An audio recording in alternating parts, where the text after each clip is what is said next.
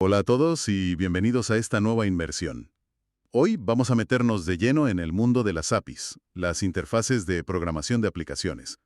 Tenemos un artículo bastante extenso que, detalla qué son y por qué son tan cruciales.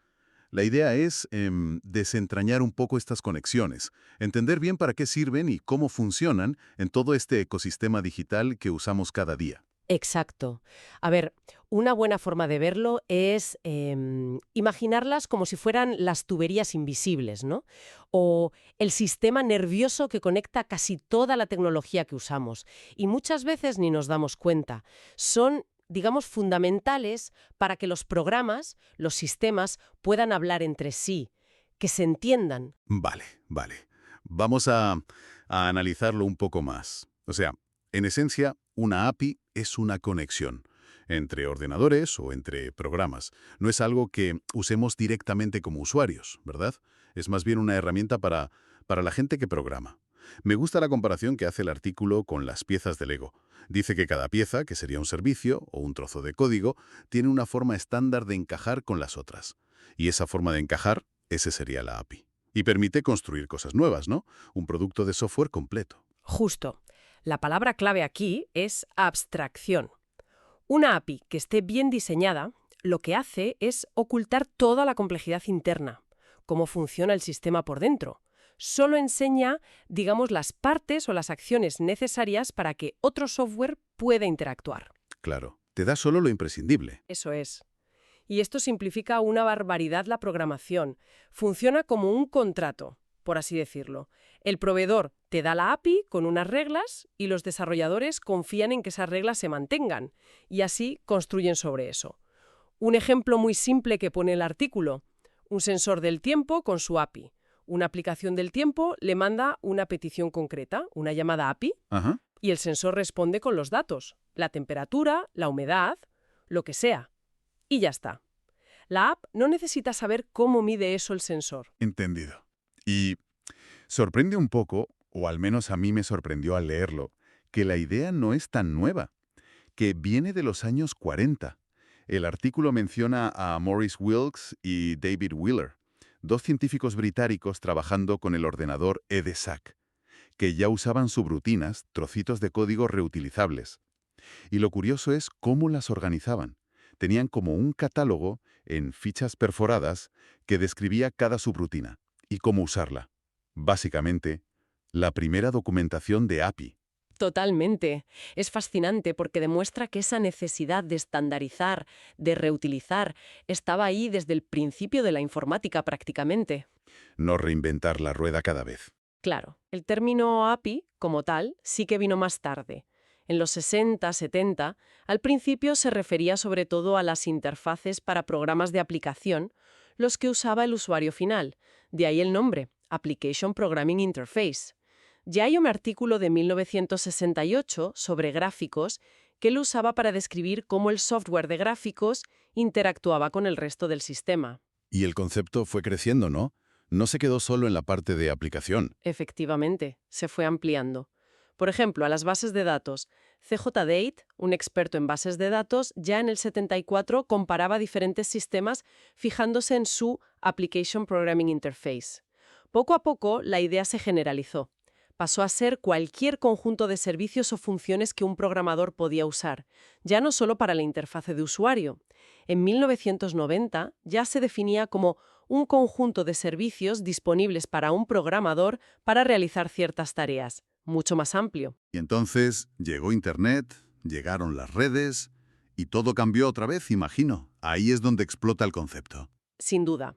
Primero aparecieron cosas como las llamadas a procedimientos remotos, las RPC, que permitían a un programa llamar a una función que se ejecutaba en otra máquina, por la red. Y ya finalmente llegamos a las Web APIs, que son las que dominan hoy. Aquí la figura clave es Roy Fielding. En su tesis doctoral del año 2000 definió el estilo arquitectónico REST. Ah, REST. Eso suena mucho hoy en día. Claro, porque REST aprovecha estándares web que ya existían, como el protocolo HTTP, y formatos como XML o, sobre todo ahora, JSON. Y se convirtió en la base para crear la mayoría de las APIs web que conectan servicios por todo Internet. Hoy, cuando decimos API, casi siempre pensamos en estas Web APIs. Ha sido una evolución clara, de interfaces locales dentro de una máquina a interfaces globales conectando sistemas por todo el mundo. Entendido, ese viaje histórico. Ahora, el artículo también deja claro que no todas las APIs son iguales, que hay distintos tipos. Podríamos agruparlas un poco, ¿no? ¿Cuáles serían las categorías principales según la fuente? Sí, podemos distinguir varias importantes. Una categoría clara son las APIs de bibliotecas y frameworks. Básicamente es cómo usamos código que ya existe. Si usas una biblioteca matemática, pues la API son las funciones que puedes llamar de esa biblioteca. El artículo pone un ejemplo interesante. Scala puede usar APIs de Java porque ambos lenguajes se compilan a un formato intermedio que es compatible. Eso es una potencia enorme para reutilizar código. También existen bindings, que son como adaptadores para usar una biblioteca escrita, por ejemplo, en C, desde Python. Y aquí es donde el texto menciona la ley de Hiram, que suena un poco a peligro. ¡Ja! Sí, es una observación muy buena de Hiram Wright de Google. Viene a decir que si tienes suficientes usuarios, cualquier cosa observable de tu API, esté documentada o no, alguien acabará usándola y dependiendo de ella. ¿Ostras? Imagina que tu API tiene un efecto secundario raro, pero que siempre pasa. Alguien lo descubrirá y montará su aplicación contando con eso. Y claro, si luego tú arreglas ese efecto secundario no oficial, le rompes la aplicación. Es una pesadilla para el que mantiene la API. Te recuerda la responsabilidad que tienes. Vaya, sí. Un punto delicado. Bueno, otra categoría que menciona son las APIs de sistemas operativos. ¿Cómo funcionan esas? Pues definen cómo las aplicaciones hablan con el sistema operativo. El ejemplo clásico es POSIX. Es un estándar que busca que si escribes un programa para un sistema tipo Unix, como Linux, puedas compilarlo y ejecutarlo en otro, como macOS o BSD, con cambios mínimos. Define una interfaz común para cosas como manejar archivos, crear procesos, las funciones básicas del sistema. Y Microsoft con Windows tiene su propia historia, ¿no? Siempre se destaca su compatibilidad hacia atrás. Correcto. La API Win32 es la base de Windows y Microsoft históricamente ha hecho un esfuerzo enorme por mantener la retrocompatibilidad para que programas viejos sigan funcionando en versiones nuevas de Windows. Aquí es útil distinguir, como hace la fuente, entre API, que es a nivel de código fuente, como las instrucciones, y ABI, la interfaz binaria de aplicación, que es a nivel de código ya compilado, cómo encajan las piezas. POSIX es una API. Otros estándares, como la Linux Standard Base, definen una ABI para asegurar que los programas ya compilados funcionen en distintas distribuciones de Linux. Entendido. Luego estaban las APIs remotas, que ya salieron un poco al hablar de la historia. Exacto. Estas son para interactuar con cosas que están en otra máquina, por red. Usan protocolos específicos para eso. El artículo menciona JDBC, que es la API de Java para conectar con bases de datos. Permite que un programa Java hable con distintas bases de datos, MySQL, Oracle, la que sea, de forma estándar. O Java RMI, que permite llamar a métodos de objetos Java que están en otra máquina como si estuvieran en la tuya. Son los precursores de las APIs web. Y llegamos a las estrellas actuales, las Web APIs. Sin duda. Las más visibles hoy. Son interfaces pensadas para usarse por la web. Normalmente usan HTTP, como los navegadores, para enviar peticiones y recibir respuestas. Las respuestas suelen venir en formatos como JSON, que es muy popular, o XML. Son el pegamento de la web moderna, de verdad. Permiten cosas como que una tienda online consulte en tiempo real cuánto cuesta enviar un paquete con una empresa de logística. Ah, claro. O que una app del tiempo pida los datos a un servicio meteorológico. O crear mashups, aplicaciones que mezclan datos de varias fuentes. Imagina, mostrar pisos en alquiler directamente sobre un mapa de Google Maps. Y las redes sociales, claro. Son un ejemplo muy obvio. Twitter, Facebook, todas tienen APIs. Exacto. La API REST de Twitter, por ejemplo, permite a cualquiera hacer una aplicación que lea tweets, que publique tweets, que busque tendencias. Estas APIs son cruciales para todo el ecosistema que se monta alrededor de las grandes plataformas. Permiten que otros innoven usando sus datos o funciones. Queda claro. Diseñar un API es importante. El artículo recalca lo de ocultar información, enseñar solo lo justo, esconder lo complejo. Pero, una vez hecha, ¿quién la puede usar? No todas son abiertas, ¿verdad? No, para nada. Aquí entran las políticas de publicación, que definen quién puede acceder. Hay básicamente tres tipos. Primero, las APIs privadas. Son solo para uso interno de una empresa. Para conectar sus propios sistemas, sus microservicios, mejoran la eficiencia dentro, pero no se exponen fuera. Vale. Luego estarían las de socios, las Partner APIs. Correcto. Estas se comparten pero solo con socios comerciales concretos y bajo unas condiciones. El ejemplo de Uber o Lyft que da el artículo es perfecto. Permiten que desarrolladores que ellos aprueban integren la opción de pedir un viaje en sus propias apps. Piensa en Google Maps. Te da la opción de pedir un Uber directamente desde el mapa. Ah, entiendo. Es una colaboración. Eso es. Permite colaboraciones estratégicas. Y a veces, pues, se monetizan, claro. Y finalmente las más conocidas, quizás, las APIs públicas, las abiertas. Esas están disponibles para que cualquier desarrollador las use. Aunque, ojo, normalmente tienes que registrarte, conseguir una clave de acceso, un token, y suelen tener límites de uso para que nadie abuse. Ejemplos clásicos.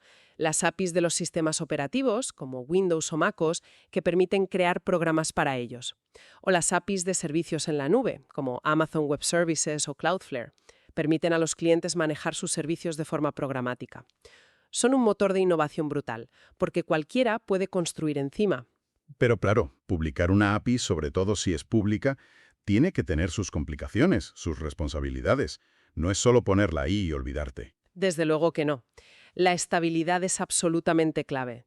Si cambias algo en la API de forma que rompa la compatibilidad... Por ejemplo, si cambias el nombre de una función o quitas un parámetro. Exacto. Pues puedes romper todas las aplicaciones de terceros que dependen de tu API. Imagínate el lío. Por eso es tan importante gestionar bien las versiones, avisar de los cambios con tiempo. De ahí vienen esas etiquetas que a veces vemos en la documentación como beta o deprecated, ¿no? Justo. Si marcas algo como add beta, como hace Google con su biblioteca Wawa, estás diciendo, oye, esto es nuevo, úsalo con cuidado, porque puede cambiar sin previo aviso. Y si marcas algo como deprecated, obsoleto, es un aviso. Esto lo vamos a quitar o a cambiar en el futuro. Ve migrando a esta otra alternativa. Es la forma de evolucionar la API sin cargarte todo de golpe. Y aparte de la estabilidad está el tema de la seguridad. El artículo menciona un informe de Akamai que, bueno, que da un poco de miedo. Sí, ese informe de 2020 señalaba algo muy claro. Los ciberdelincuentes van cada vez más a por las APIs, sobre todo en sectores como el financiero. Pues porque, Pues porque las APIs exponen funcionalidades y a menudo datos. Si no están bien protegidas, con buena autenticación, control de acceso, validando bien lo que reciben, limitando las peticiones, pues son una puerta de entrada perfecta. Se pueden usar para robar datos, para cometer fraudes, para abusar de los servicios. Akamai vio miles de millones de ataques dirigidos específicamente a APIs entre 2017 y 2019. La seguridad de las APIs es un frente de batalla crítico ahora mismo. entendido. Entonces, si la API es la conexión, la documentación sería el manual de instrucciones. Y sin un buen manual, la mejor herramienta puede ser inútil, ¿no? Es absolutamente fundamental. Una buena documentación de API es tan importante como la API misma. Tiene que describir muy claramente qué servicios ofrece, cómo se llaman, es decir, los endpoints, los métodos HTTP, qué parámetros necesita, cuáles son opcionales, en qué formato van los datos que envías y los que recibes. Y que esperar como respuesta, supongo, los errores posibles. Exacto. Los códigos de éxito, los posibles errores y qué significan, y también las reglas. Si un parámetro no puede ser nulo, si hay límites de cuántas veces puedes llamar por segundo, o si una función es segura para usarla en paralelo desde varios hilos, thread safe. ¿Y qué suele incluir una documentación así, completa? Pues mira, normalmente descripciones detalladas de cada función o endpoint, ejemplos de código en varios lenguajes, que eso ayuda mucho, tutoriales para empezar, información sobre cómo autenticarse, cómo manejar los errores, a veces incluso discusiones sobre por qué se diseñó así o temas de rendimiento. Lo que no suele incluir son los detalles de cómo está hecha por dentro. Eso es parte de la abstracción que decíamos al principio. El reto, me imagino, es mantener esa documentación al día, porque una documentación vieja puede ser peor que nada, te puede llevar a errores. Exacto. Es un desafío constante para los equipos que hacen APIs. Es interesante que el artículo mencione que se está investigando cómo generar documentación de forma más automática, analizando cómo se usa la API en muchos programas reales para deducir cómo funciona y cuáles son las reglas implícitas. Sería un avance importante, la verdad. Y llegamos a un punto que dio mucho que hablar, un conflicto legal que llegó muy alto. El caso de Oracle contra Google por usar las APIs de Java en Android. La gran pregunta era, ¿se pueden proteger las APIs con copyright? Uf, sí. Fue una batalla legal larguísima, más de una década. Según la fuente, empezó todo en 2010. En 2012, un primer juez dijo que las APIs, o sea, la estructura, la organización de los comandos, no podían tener copyright en Estados Unidos. Argumentó que protegerlas sería como dejar que alguien patentara los comandos básicos de una máquina, y que eso frenaría la innovación. Pero Oracle no se quedó conforme, claro. No, apeló. Y en 2014, un tribunal federal de apelaciones le dio la vuelta a la tortilla. Dijo que la estructura, secuencia y organización de la API de Java sí podía protegerse por copyright. Pero, ojo, devolvió el caso al tribunal de abajo para que decidiera otra cosa. Si el uso que hizo Google era uso legítimo, fair use. Ah, el fair use, una doctrina legal de EU que permite usar material protegido en ciertos casos, ¿no? Exacto, para cosas como crítica, educación o, y esto era clave aquí, para usos transformadores que impulsen el progreso. Así que el foco cambió. Ya no era tanto si tenía copyright, sino si el uso de Google era legítimo. ¿Y qué pasó entonces? Pues hubo un juicio conjurado en 2016 y el jurado dijo que sí, que el uso de Google era legítimo. Parecía que Google ganaba. Pero Oracle volvió a apelar y en 2018 el mismo Tribunal de Apelaciones que ya había revocado la primera decisión volvió a revocar esta del jurado. Dijo que el uso de Google no era legítimo según la ley. Ahí la cosa pintaba mal para Google. Hasta que llegó al Tribunal Supremo de Estados Unidos, el máximo órgano judicial. Efectivamente, Google recurrió al Supremo y el Supremo aceptó el caso. Y finalmente, en abril de 2021, falló a favor de Google por 6 votos a 2. Y lo interesante es que el Supremo evitó decidir si las APIs tienen copyright o no. Lo que hizo fue decir, vale, vamos a asumir, solo para argumentar, que sí tienen copyright. Aún así, la forma en que Google reimplementó la estructura de la API de Java para Android sí es un uso legítimo. Consideraron que permitir ese tipo de reutilización para crear algo nuevo y funcional era más beneficioso para el público y la innovación que proteger el derecho de Oracle en este caso concreto. Ha sido un caso con unas implicaciones enormes para el desarrollo de software y, como siempre, nos limitamos a contar lo que dice la fuente sobre el caso, sin posicionarnos. Hemos cubierto un montón de terreno, ¿eh? Desde los años 40 hasta un caso del Supremo. Para aterrizarlo un poco, el artículo nos recuerda ejemplos concretos. DirectX y OpenGL para gráficos, las APIs de Java del caso, ODBC para bases de datos, OpenAL para sonido. La lista es enorme. Toca casi todo en informática. Entonces, si tuviéramos que quedarnos con la idea principal, ¿cuál sería? Pues yo diría que la idea central es que las APIs son las grandes habilitadoras de la tecnología que tenemos hoy. Permiten construir sistemas súper complejos a partir de piezas más pequeñas que hablan entre sí, impulsan la reutilización de código a una escala increíble, lo que acelera todo y abarata costes, y fomentan la innovación. Permiten que cualquiera construya sobre lo que otros han hecho, creando servicios nuevos que quizás ni los creadores originales imaginaron. Son, de verdad, como los cimientos invisibles pero esenciales del mundo digital. Es fascinante, sí. Ver cómo algo que suena tan técnico, tan de programadores como una interfaz, tiene un impacto tan bestia en casi todo lo que hacemos con la tecnología. Esperamos que esta charla haya ayudado a aclarar un poco qué son y por qué importan tanto. Y quizás, por dejar una idea ahí para darle una vuelta, si las APIs son las que definen las reglas del juego de cómo interactúan los sistemas, ¿hasta qué punto las decisiones sobre qué API usar o cómo diseñarla, o si hacerla privada, de socio o pública, hasta qué punto esas decisiones no solo determinan lo que se puede hacer técnicamente, sino que también acaban dando forma a los modelos de negocio, a la competencia en los mercados e incluso a cómo nos relacionamos nosotros como sociedad a través de la tecnología que depende de ellas? Es algo en lo que pensar, más allá de lo puramente técnico, ¿no crees?